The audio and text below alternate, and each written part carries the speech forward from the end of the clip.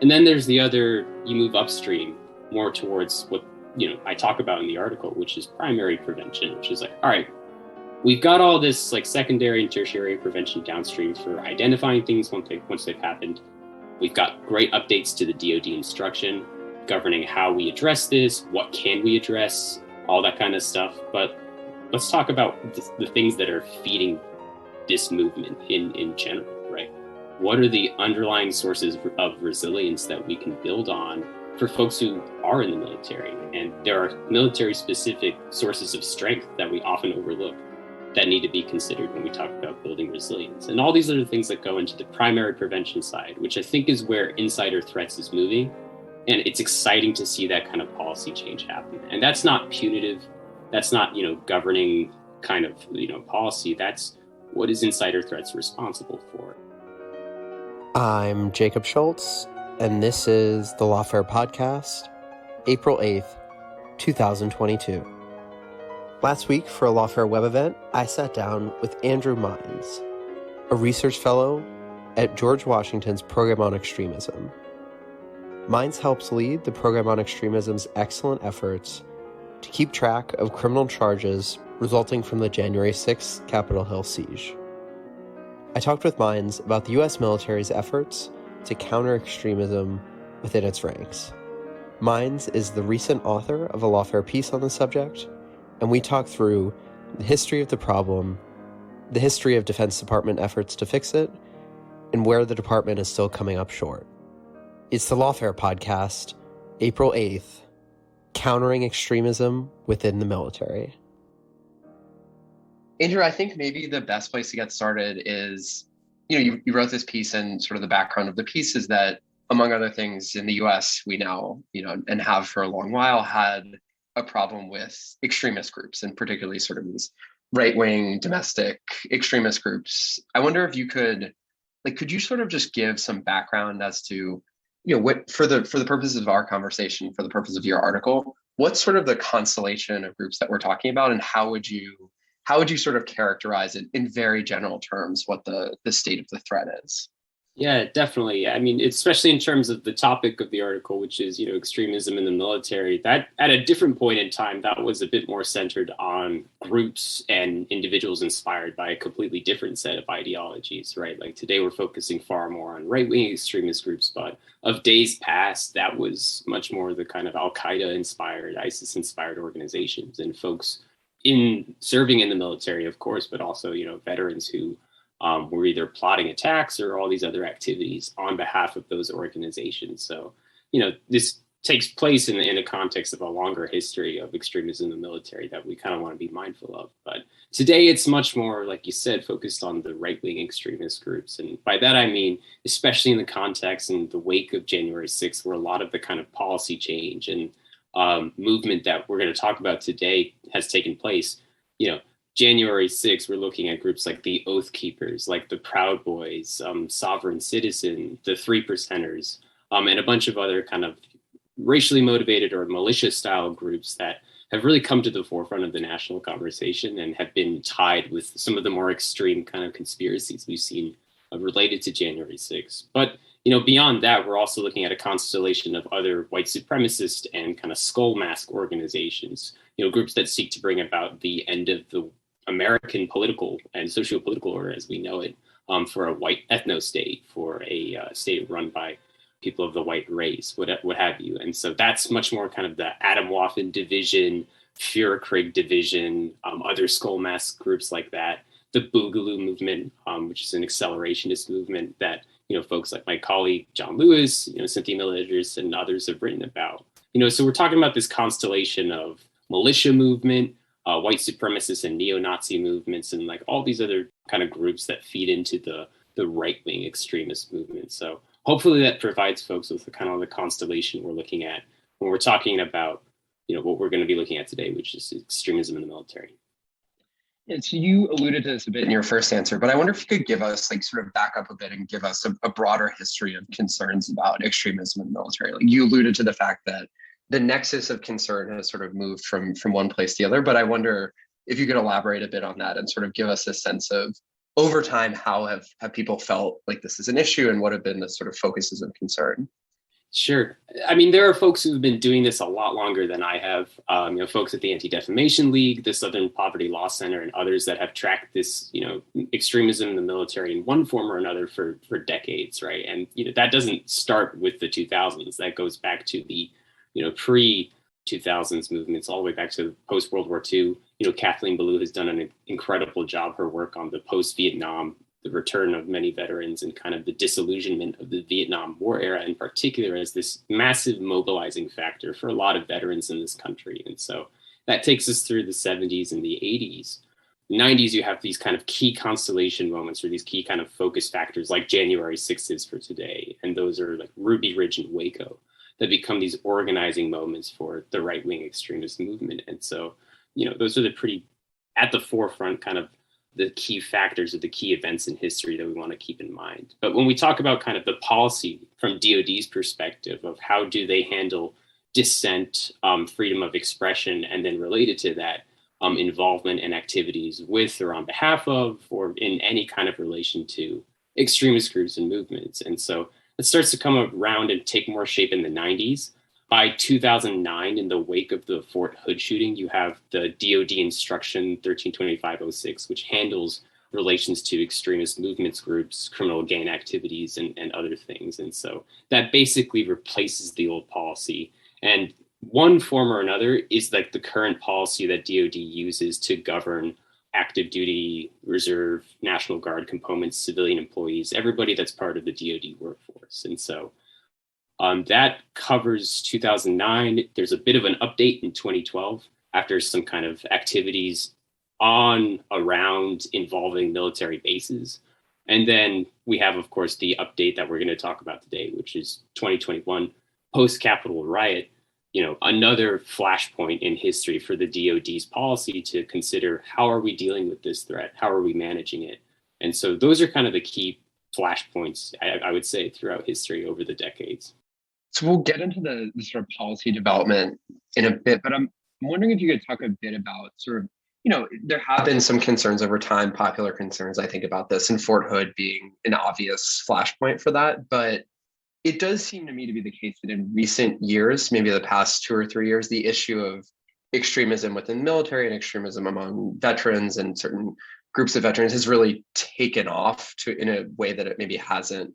It's been a while since it has, and it sort of has, I think, become a particular nexus of concern. So we'll talk about January 6th in a bit, but aside from that and sort of predating January 6th, is it your sense that this has been something that has sort of gotten more attention and has become a bigger issue? Am I off base on that?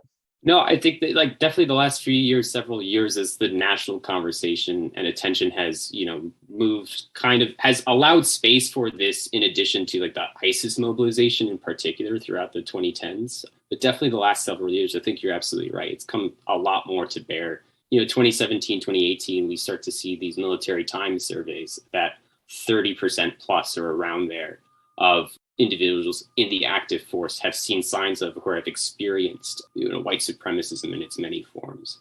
START at Maryland has tracked this data for several years now, and their profiles of individuals radicalized in the United States, that database is a great resource for folks who are interested. But they've done a great job compiling over the last 3 decades, at least, folks that meet this criteria. And I think it's somewhere around 1,500, 2,000 individuals in that database, 450 of whom have military experience. The vast majority of those have veterans, but they track a sharp uptick in folks in their database who have military experience in the 2010s, especially towards the end of the 2010s, even excluding January 6th. You get a huge uptick in number from the dozens of individuals who were arrested with January 6th. If you take that number away, it's still a huge uptick from previous decades. And there are other, data points that we can look at to, show us that this is when we talk about base points and how can we, from a data empirics perspective, talk about the rise of extremism in the military. There are a number of metrics we have available to us that show us that this is a growing problem. And it's definitely gotten a lot more attention in the news cycle over the last 3 years, especially. So that might take us nicely to January 6th. So I wonder, you guys at GW, the program on extremism, have done such a nice job of tracking many aspects of all things January 6th, but one of them being this sort of the arrests and the various court filings associated with them. And that has given, among other things, like a pretty good database of who was participating in January 6th, who are the people, what are sort of the demographic profile of January 6th arrests. And I'm wondering, in the course of doing that research and in the course of just digging around for a better look at what actually happened and who is actually participating, what's your sense of the level of DoD associated and veteran associated participation in January 6th? Definitely. So right now we're at about 775. I think that tracks with, what Lawfare and other organizations are also tracking, USA Today and others. We're all around 770, 80, 90 at this point of individuals who have been arrested in relation to the January 6th riot.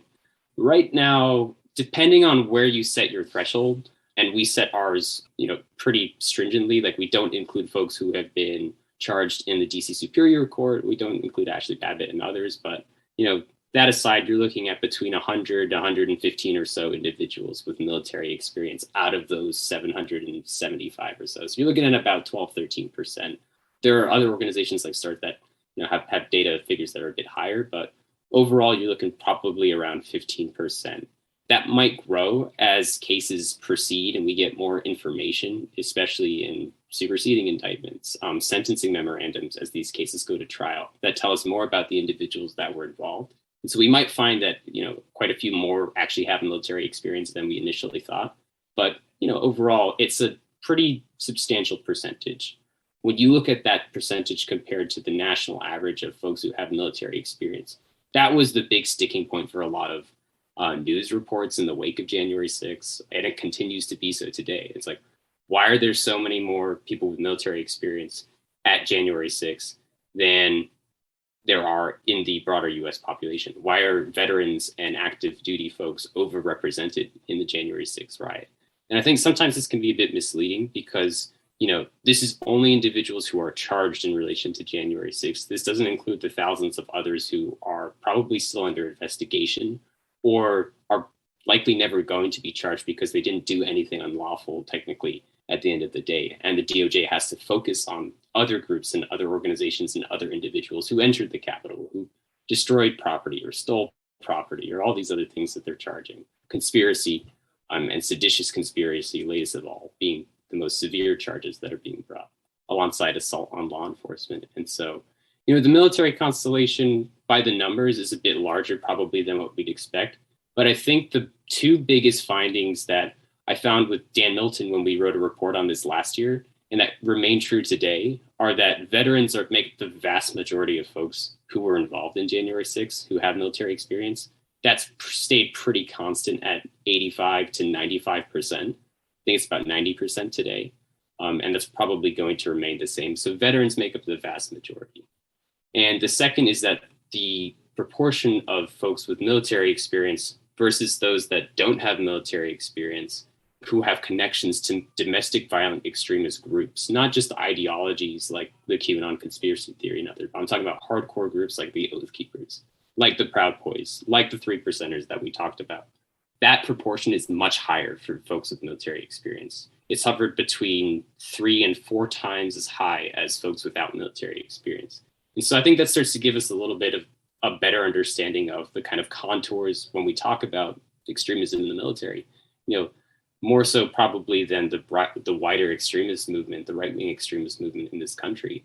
We're starting to focus a little bit more on group involvement, group culture, how military experience and symbols and norms and values and all these things kind of play a role feeding into those groups, and why does it make folks who have military experience a bit more susceptible to those ideologies, to recruitment by domestic violent extremist groups. And so I think those were the two biggest findings that have remained true over time, and we expect those to remain true for the next foreseeable future. Could you say a bit more about the second part of that answer? So it's, I think people in the audience could probably intuit some of the reasons why military training, a military background might be more conducive to joining a group that sort of has the militaristic trappings and frames things in a very operational lens and likes to talk about themselves as if they have a formal chain of command and things like that. But could you just walk us through slowly and sort of in whatever detail you feel like is right, what is the sort of link between those two things? Like, what is, if you could flesh out why it might be the case that joining one of those groups is particularly, might be particularly attractive to someone who's spent a significant amount of time like in the actual US military? Yeah, absolutely. I mean, there are sort of the tactical reasons for why these groups go after folks with military experience, and then there are sort of the broader strategic reasons, and vice versa. So we look at why do groups go after folks with military experience. Tactically, it makes sense. You know, they bring a lot of weapons training, exposure to, you know, you look at some of the things that were on display at January 6th, they're quite basic, but you know, nevertheless, they add some value, which is like stack formation, lines, cohesiveness, and other things that come with military training. There's kind of the psychological aspect of that too, which is mental hardening. You know, how do folks who go through military experience, that's part of their training, is to distinguish in-group and out-groups as they go through the military. And those are things that aren't necessarily, when folks are transitioning out, there's not a lot that goes into kind of helping them with that transition and easing that hardening on the front side. So when they're coming out, their perceptions about civilians, you know, those are things that need addressing, that need to be worked through. Their perceptions about help seeking and reaching out to others, perceptions about, you know, finding purpose and connection, and all these other things that they develop during their time in the military that aren't exactly kind of addressed on the transitioning outside. And so, you know, that there's a lot that we could unpack with there. There are great studies out there that develop these, you know, military to civilian adjustment models and reintegration models that we can look at and say, you know, what about this makes folks more susceptible? How can we be helping folks who are transitioning out more to protect against the kind of things that domestic violent extremist groups go after? So that's all on the kind of tactical, cultural side. Then there's the kind of strategic side of things, which is folks with military background bring an immense amount of legitimacy and purpose to organizations like the Oath Keepers, founded by an Army veteran, right? To the Three Percenters, to the Proud Boys. When you have folks involved in the organization who supposedly represent the best of American society, who hold the military's weight, at least, in the ideals and the purpose behind it, and do that front and center in front of camera at rallies that might turn violent, you know, certainly at January 6th, that adds a sense of legitimacy, not just to these groups, but to what they're doing, to the movement itself, to anti-democratic processes and all of these things that break down, you know, what we understand as our society, the things that go into to the basic transition of power, to voting and civil rights and all these things that we celebrate. And so there's the tactical side, there's the strategic side. And I think both of those kind of contribute to why groups go after folks with military experience in particular. So you had alluded to in an earlier answer the evolution of DoD policy on this in this space, and wonder if you could just flesh out a bit more of that here for us. You mentioned like a couple different inflection points in how, as a formal policy matter, DoD approaches the question, and you know, it's the way that this, you know, their posture to the issue has evolved over time. Could you just walk us through that, you know, slowly, with what has happened over the decades, and what's your general sense of like the direction of travel here? Like where is DoD headed? Yeah, I think the biggest point is that 2009 kind of overhaul of DoD instruction on prohibited activities as it relates to extremist groups and criminal gang activities. And so that covers, you know, it's from the 2009 era. So a lot of the language for some time now has needed updating when it comes to using social media. You know, you look at the language from the 2009 doctrine, and a lot of it is about like postings on base and, you know, iconography, tattoos, all the kind of things that are still relevant, that still need to be addressed, but, you know, needed updating through the 2012 and then certainly the 2021 DoD instruction. And so those were some of the biggest kind of updates that came through in last year's update to the DoD instruction, especially when it comes to social media usage. You know, DoD's change in policy on these issues has introduced language that's a lot more stringent on what type of things folks who are serving in National Guard, reserves, everything that DoD touches, what those folks can post, what they can share, what they can, you know, like and be kind of more open with on their personal profiles on social media. So, you know, in large extent, this is pretty far-reaching effects of how folks who are in our military can conduct themselves online. The second part of that was with their offline experiences, right? What they choose to be involved with and the kind of activities that they're involved with. And to date, or at least in the pre-2021, like the 2009-12 era language was pretty, you look at it and it seems like kind of like, if you know, or we'll know it when we see it kind of language, right? But that means very different things to very different people across the broad spectrum of employees at the DoD. And when it comes down to it, to commanders who are making these kind of decisions when somebody underneath them has been involved in whatever. And so that looks very different to a bunch of different people. But new language introduced recently is a lot more stringent on the types of activities that folks at DoD can't be involved in, and pretty specific language targeting activities like January 6th, where there's a likelihood that an event, according to any rational observer, I think is the exact language, when that might turn violent or when that might escalate beyond a level of a peaceful protest. That is the kind of new language that's been introduced. And so 2021, the update's pretty good, but there's a whole kind of category, and this is something I hope we can get into more in the conversation, which is like, there's this whole category of non-instruction related stuff. So you got the DoD instruction, and then you got the actual insider threat policy that governs how DoD kind of investigates, processes complaints, and like all these things that go into counter extremism in the workforce. And so that's the back half of the report.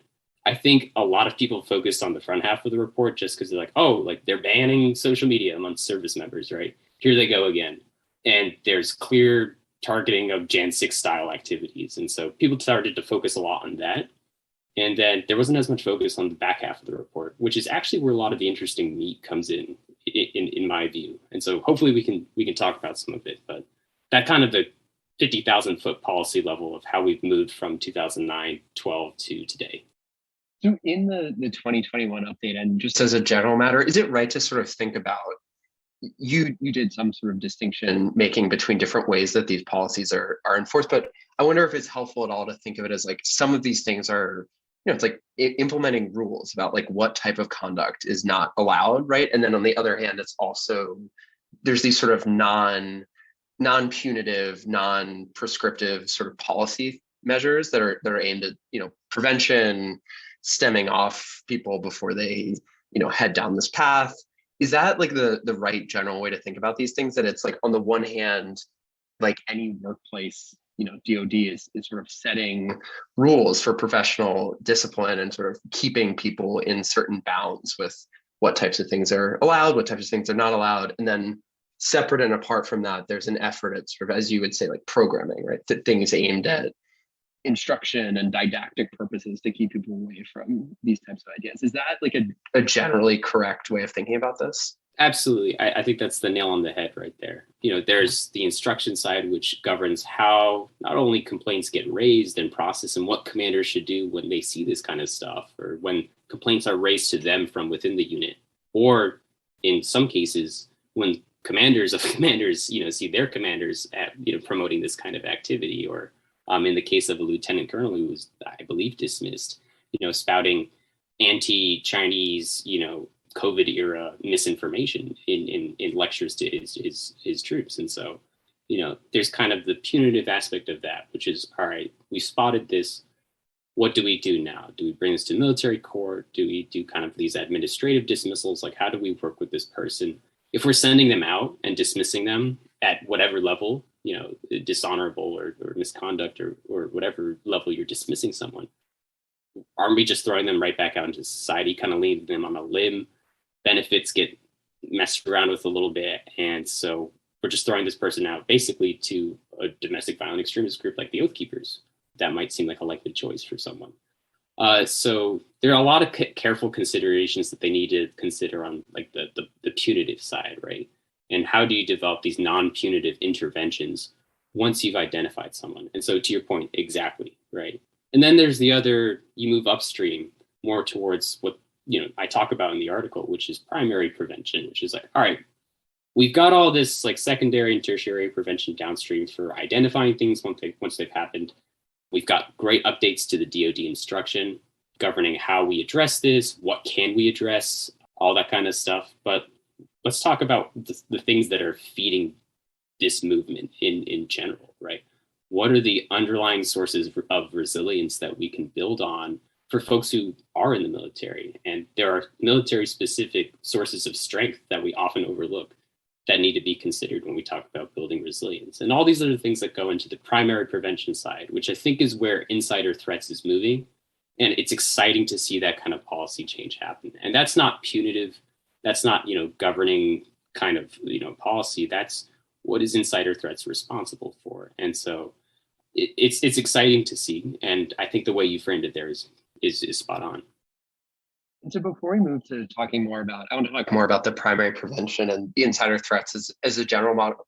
But I'm curious, like in this framework and in the way that DoD approaches the issue, who is the onus on, right, to be identifying people within the military and within DoD who are spouting these ideas, right? Who, have their tattoo that has the 3%er symbol on it or whatever it may be. Like, is this the type of thing where the model is that a commander of a given unit is sort of has the responsibility to be vigilant for these things and report up the chain of command as they see them? Like, what's the sort of reporting mechanism? Yeah, pre-2021, the onus is pretty much on commanders, right? They see this, they know their units well, they command the respect, hopefully, of their units. And so they're responsible for a lot of the reporting that goes through. What the 2021 update, and then, they take it from there, right? Insider threats considers the case, they investigate, and then do they move into kind of punitive action after that? Do they refer it to law enforcement, like federal law enforcement or local state law enforcement? Or do they keep it in-house? And so that's kind of the first track. Then there's the second track, which we didn't really have before, and which the new working group report that was released in December, which we talked about in the article, what that covers, which is all these updates to insider threats, tapping money and resources and personnel for a few key things. And I think, one of those includes a behavioral analysis center, which they've tapped INT, insider threats, to receive. That's great. That's kind of like it mirrors sort of the FBI's approach, which is you staff a behavioral analysis center with threat assessment professionals, with behavioral scientists, people who have the training and background that, as great as our active force is, and as our commanders are, they're not trained expert threat assessors. They're not trained behavioral scientists for the most part, right? And so staffing insider threats with a behavioral analysis center that can do that kind of work is, I think, a really great update and a really important step. And then, giving them responsibilities for a case management system. I think they call it like a system of systems or something in the report. But this is one of the biggest things that, pesky researchers like me have been calling for years, which is like, we don't have great data. We don't know ideologies, level of involvement, group versus individual and inspired. Like, what's going on here? What's the predominant strain that we need to be worried about in terms of ideologies? How involved are people? What's the general caseload, right? And hopefully that's going to give us a much better sense of these kind of broader, trends and things that we should be on the lookout for. And then some transparency when it comes to reporting those in Inspector General reports. That's great. Those are things that we look forward to. And then probably the biggest thing that sets up this parallel track to the first track I described, an anonymous force-wide hotline that at any level folks in DoD can call if they suspect that a member of their unit, one of their commanders or above is involved with extremist groups, who's spouting off, conspiracy theories or all these other things for insider threats to consider. And so you put both of those together and you have this parallel track to ensure that at whatever level, if something is happening, ideally it gets reported up through one or both of these chains. And so it won't go missed, and it won't just get handled in that first track, handled internally. And then, maybe it gets handled in a transparent manner, maybe it doesn't. Now we have two tracks to kind of guide us through this process. So that was something I think that a lot of folks missed in this latest update. That's pretty exciting. That's a really important update. And, I think DoD deserves some credit for establishing. So you use the phrase insider threats a lot over the course of the conversation. Could you just talk a bit more about what does that mean in this context, and why is it such an important thing to think about? So the DoD Office of Insider Threats, the Insider Threats Program, is responsible for all, and this is true to a lot of government agencies. This isn't just DoD. Insider threats is a part program, part policy that governs the federal workforce and other workforces when it comes to a number of issues related to criminal gang activity, to extremist groups, and to others. And so this isn't like a DoD specific policy, but DoD has an office program for insider threats that's responsible for overseeing all of these cases, for managing these cases, and for following up. And so it seems like, when we kind of step back in the wake of January 6th, and I was guilty of this too. A lot of people were calling for an entirely new office to be set up, right? And that DoD is not doing enough, and that they need to establish a firm new office and overhaul the system, and all these kind of policy changes that overlooked insider threats, which is right there, which is like, let's work with what we've got, beef up on personnel, resources, dollars, behavioral analysis center, hotline, staffing it with personnel, expanding its responsibilities, forcing them to basically conduct a review and an assessment of existing reporting mechanisms. Are they efficient? Are they efficacious? Boosting up all these things for insider threats to work through. And I think ultimately, it seems like that's the direction where a lot of the current policy and future policy is going to be focused on. And so I guess I have to kind of scold myself for being in the group of folks who was, calling for drastic change initially, but that seems to be where things are going. And in many respects, it makes sense. And so on the primary prevention side, that's something that you had mentioned was sort of a particularly interesting component of this report to you. What's your assessment of that? Like, what are the things that you feel like this report has done and DoD in general is doing that are sort of maybe innovative, efficacious, things that you see as maybe like on the best practices end of things? Like, what would be the positive reaction to that from you looking at everything? Yeah, so there's like the secondary, tertiary side of prevention that we talked about, which is identifying and deciding the right level of intervention or interdiction once somebody's pretty far down the path or looks like they're going down a path towards something. In this case, radicalization to extremist violence or conducting extremist activities, violent or non-violent. But then there's this entire side of, from the medical field, primary prevention, which is how do we work on preventing something before it's even occurred? And so what that looks like for DoD is all these resources and trainings and programming that governs not just explaining rules and explaining to folks in the DoD, like, hey, this is how here's this parallel track. You can report to your commander. You can also call this hotline. This is what you do when you see something. But taking a more active, a more proactive stance in educating folks in the workforce on, hey, this is, these organizations espouse these kind of ideologies, and to folks who are transitioning out, as they're transitioning out, working on an online training to help them with, hey, you're likely going to be, or you might be the target of recruitment by some extremist group. You might see them reach out to you in these kind of overt or covert ways. You might see them posting these kind of things on their various platforms, and that might seem appealing to you. That might seem patriotic to you, but you need to know that these groups have a history of X, Y, and Z. And so that's kind of like the proactive stance, right? The other side of it is there's a bunch of different terms. I think the most common one folks might have seen is, cognitive immunization or inoculation against radicalization, right? And that's really about hardening folks's, the psychology of folks, increasing their resilience to the underlying factors that drive extremist groups, ideologies, and movements. And so that can look like a number of things. And a lot of this comes from a little bit more of like the behavioral health side of things when we talk about like cognitive behavioral therapies that work and other kind of therapies that work to reduce anxiety. And how do we work on restructuring what's there in folks' outlooks?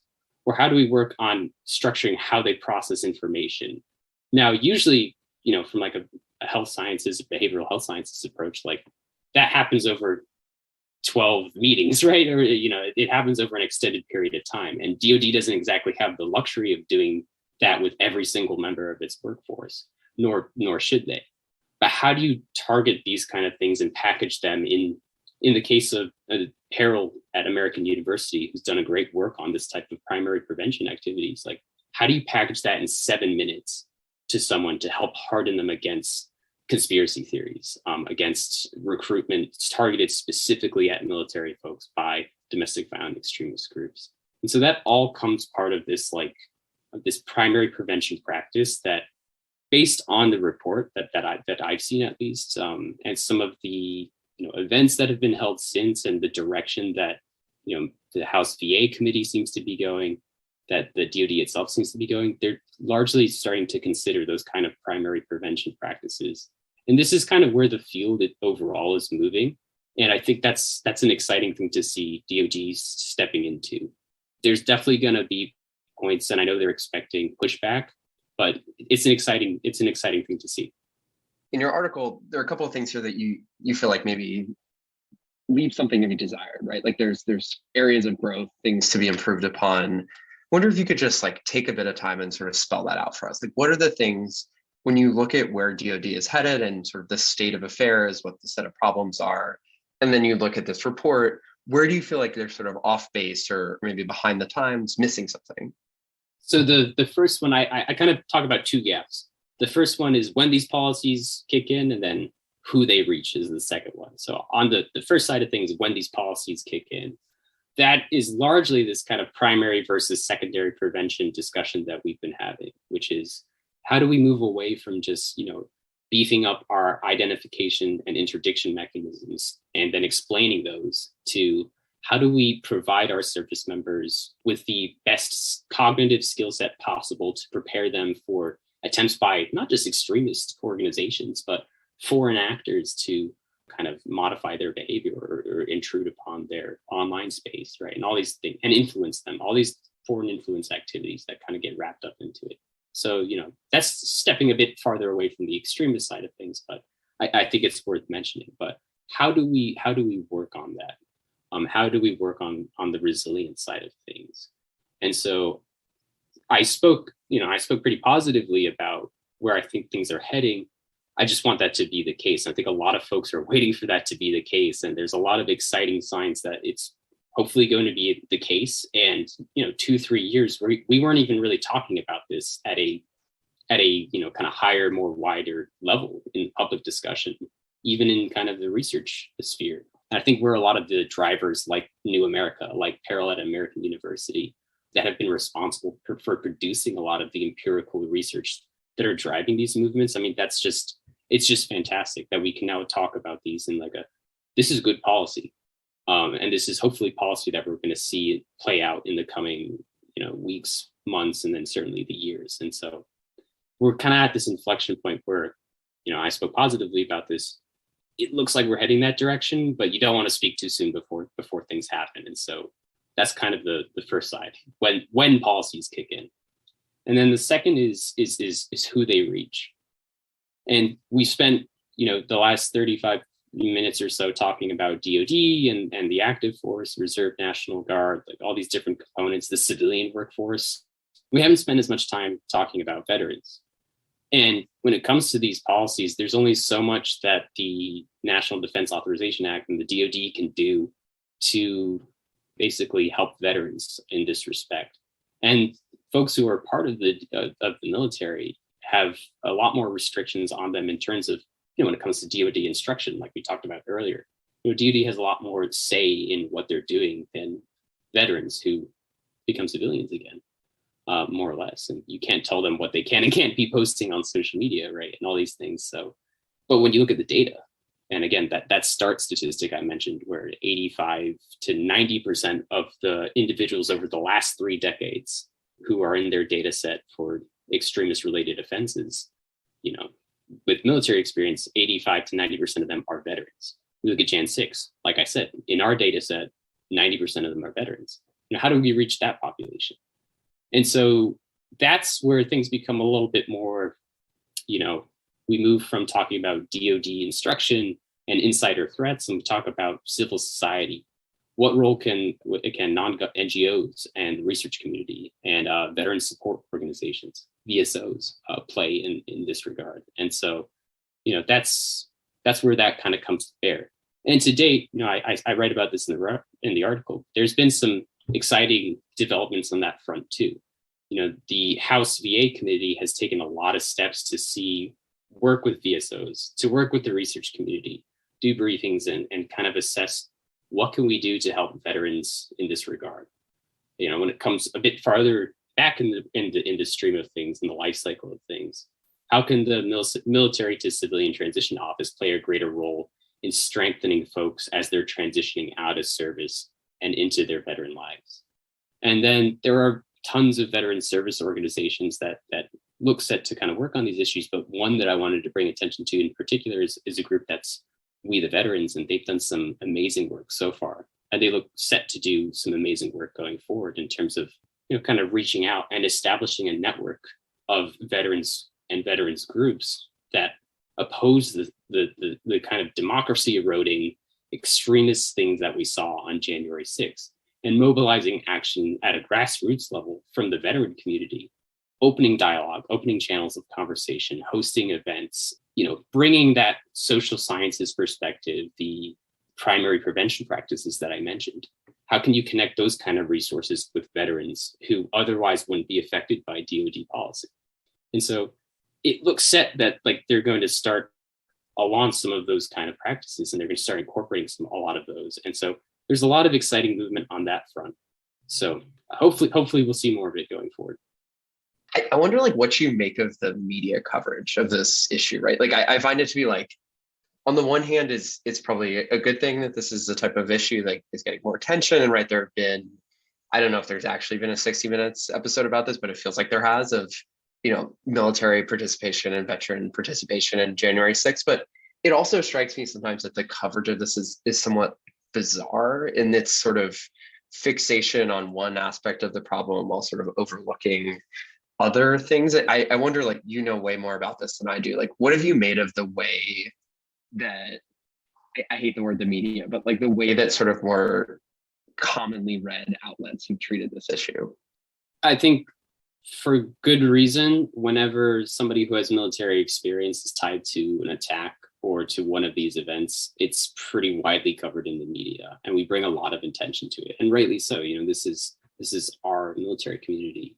For one reason or another, we hold folks in our military community up on a pedestal, and there's a lot to unpack with that. But when it comes to an attack or a riot that sought to unseat our democratic process, the peaceful transition of power, when folks with military experience that are either serving or have served are involved with that, there's a lot of attention that gets brought to it. And as we already talked at length about the changes in DoD instruction, and those have been informed by these kind of flashpoints where this happens, and the public calls for this immediate policy response from DoD and from the VA and others, and they consider it. And I think we've seen over the last year now, there's 15 months since January 6th, DoD has taken a kind of a measured approach to this, commissioned the study by the working group, has implemented so far some great policy changes that we've talked about throughout this conversation, and is moving in the direction where a lot of the broader countering extremist approaches across our government are headed today.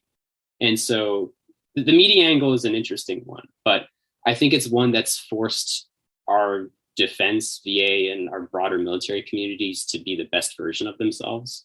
Like I said, veteran service organizations like We the Veterans have come forth and come out and spoken vehemently against the kind of activities that drove January 6th and the movements and groups that were involved.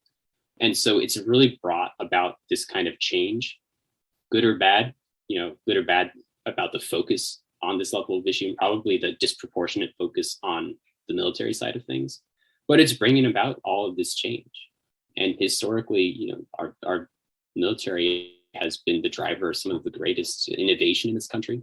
And so it looks set to kind of be the same thing when it comes to countering extremism and the types of practices that are informing our approach and that are being implemented. And so, yeah, it kind of is what it is. I get to sit here and comment about it, and we get to analyze this as researchers. And, the media gets to comment on this and cry all, bloody hell when something happens involving the military. And then to DoD, VA, VSOs, to the military community's credit, seems so far like they're rising to the challenge and they're driving a lot of good change. Andrew, one thing that I was thinking about as you're talking about this is, I wonder what's next for you in researching this particular issue. Are there Are there new documents that you're looking out for? Like, are there a particular set of data you guys are taking a closer look at? Like, what's the next for you guys at the GW program? Like, what's the next subset of research and the questions that are going to guide the way that you're looking into this stuff?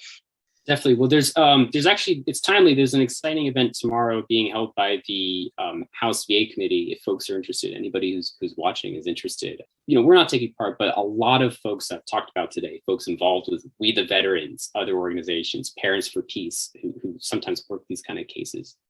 They're going to be talking about these issues and the role that peers can play when it comes to counter extremism. And so that's something that I'm excited about and I want to see, because there's a large role here for folks in the military and in the veteran community to play when it comes to at the grassroots level, and then kind of coordinating that at a broader, like kind of national conversation level. So there's a big role for them to play here.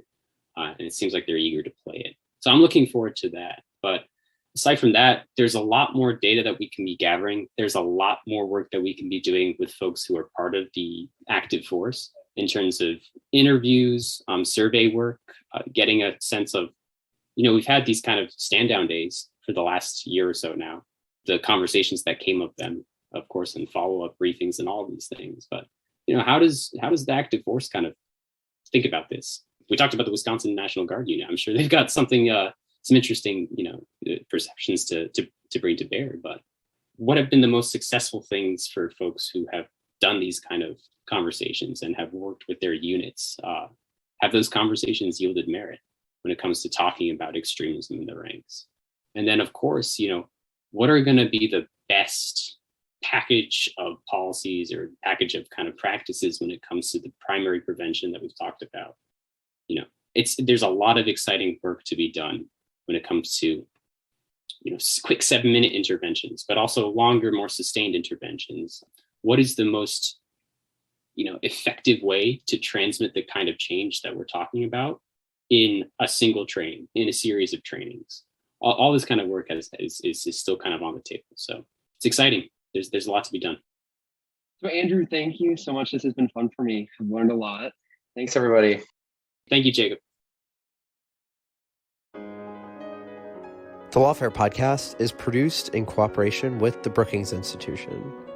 You can get ad-free versions of this and other Lawfare podcasts by becoming a material supporter at patreon.com/lawfare.